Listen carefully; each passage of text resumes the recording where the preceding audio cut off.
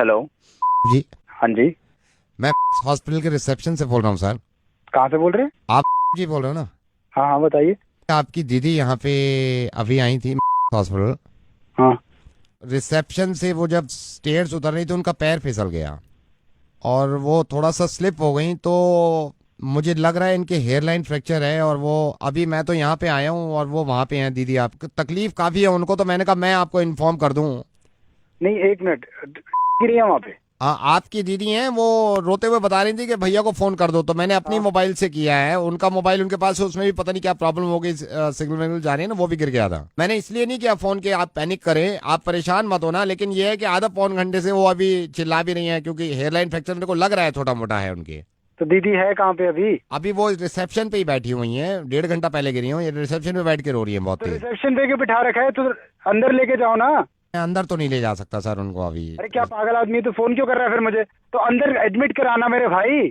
Sir registration के 1,000 रुपए लेते हैं ना ये लोग। भाई बड़ा आदमी है तू। और कोई लोग वोग नहीं है वहाँ पे? एडमिनिस्ट्रेशन नहीं है तुम्हारा हॉस्पिटल का वहाँ पे? अभी तूने फोन किया, मैं आके साले 2,500 रुपए दे दूंगा। अभी काम तो शुरू करो ना। नहीं सर, मैं नहीं ले जा सकता वहाँ पे, 1,000 रुपए रजिस्ट्रेशन लगते हैं ना सर, इसलिए मैं बोल रहा हूँ आपसे। पागल हो गया क्या बहन? तू 2,500 ले लियो। मैं अभी तूने फोन किया, मैं पहुंचने में टाइम लगेगा ना, तो उनका काम तो शुरू करवा, मैं आ रहा हूँ। 2,500 रुपए दे दोगे आप?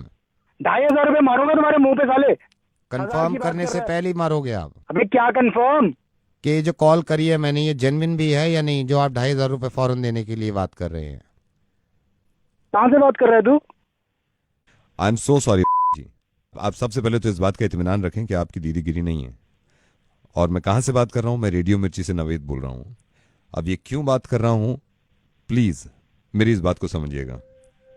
मेरी दीदी ठीक है कि नहीं है? आपकी दीदी बिल्कुल ठीक है। क्यों फोन किया है मुझे?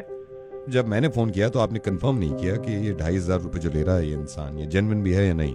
लेकिन तकलीफ में थे आप और परेशानी में थे, तो 2,500 रुपए आप मेरे मुंह पे मार रहे थे। एक एनजीओ है, इन्होंने ये लिखा था परसों कि नेपाल में जो अर्थक्वेक आया है, वहां के जो लोग परेशान हैं उनके लिए डोनेट करना चाहते हैं, तो हमें कांटेक्ट करें। और आपने नीचे कमेंट में ये लिख दिया कि ये सब झूठ है, इस तरह के धंधे बंद करो, मुझे मालूम है सारे पैसे कहां जाते हैं। आपने कमेंट में ये तक भी लिख दिया, ये मेरा नंबर है, मुझसे पैसे निकलवा सकते हो तो निकलवा के देखो।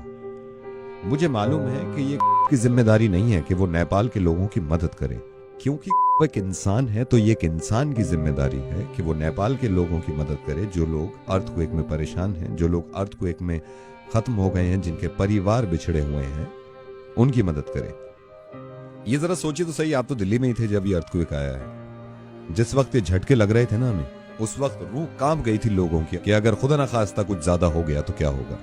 ये हम सबको मालूम है कि हम नेचर से, कुदरत से लड़ नहीं सकते, ये किसी के हाथ में नहीं था अर्थक्वेक रोकना। लेकिन हम सबके हाथ में है उन लोगों की मदद करना, चाहे वो दुनिया में कहीं भी हों, जो इस हादसे का शिकार हैं, जिनको मदद की जरूरत है।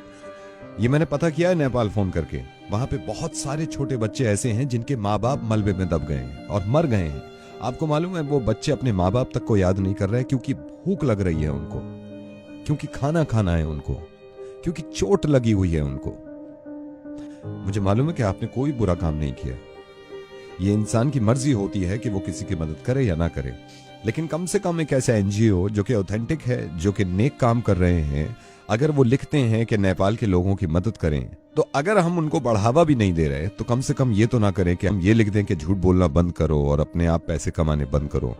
एक बात सोचिए जरा, जब अर्थक्वेक आता है या ऐसी कोई परेशानी होती है, तो मेरे हिसाब से सबसे करीबी जो है एक दूसरे की मदद करने के लिए, वो पड़ोसी होता है। आपके फ्लैट के बराबर वाले भाग के आ जाते हैं कि आप ठीक ठाक हैं या नहीं। तो ये भी पड़ोसी है नेपाल, और जरूरी नहीं है कि पड़ोसी हो, दुनिया में कहीं भी इंसान अगर परेशान हो तो हमें मालूम है कि हमें मदद करनी चाहिए, और आप करते हैं।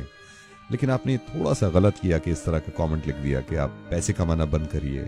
हो सकता है दुनिया में इस तरह के लोग हों जो इनके नामों पर पैसा कमाना चाहते हैं और खाना चाहते हैं, तो उनके अमाल उनके साथ हैं और उनका जवाब इस चीज का देना होगा। लेकिन हम ये सोचने लगे कि सारे ही झूठे हैं और कुछ करें ना, तो अर्थक्वेक की कोई खास दुश्मनी नहीं थी नेपाल से। वो दिल्ली में भी आ सकता है, हिंदुस्तान में भी आ सकता है, दुनिया में किसी भी जगह आ सकता है। फिर हम ऐसे ही मोहताज होंगे खुदा न खास्ता मदद के, और अगर वो इसी तरह इग्नोर कर दें तो बहुत तकलीफ होगी हमें और हमारे बच्चों को। जरा इस बात को सोचिए कि एक हेयरलाइन फ्रैक्चर से कितनी तकलीफ होती होगी किसी को, जिसकी वजह से आप इतने परेशान हो गए। अर्थक्वेक में किसी का दब जाना और मर जाना, इससे ज्यादा तकलीफ की बात हो नहीं सकती उनके लिए जिनके घर वाले बच गए हैं और वो देख रहे हैं कि लोग कैसे मर रहे हैं। I am sorry Naved. अब मैं आपसे मदद चाहता हूं, आप डोनेशन की शुरुआत ऐसे करें कि इस चीज को इतना फॉरवर्ड करिए कि किसी के जहन में अगर नहीं भी है उनकी मदद करना, डोनेट करना, तो वो मजबूर हो जाए और उसको एहसास हो कि लोग परेशान हैं। प्लीज इसको शेयर करिएगा। खुश रहिए, हिफाजत से रहिए और दुआ करिए इस वक्त नेपाल के लोगों के लिए।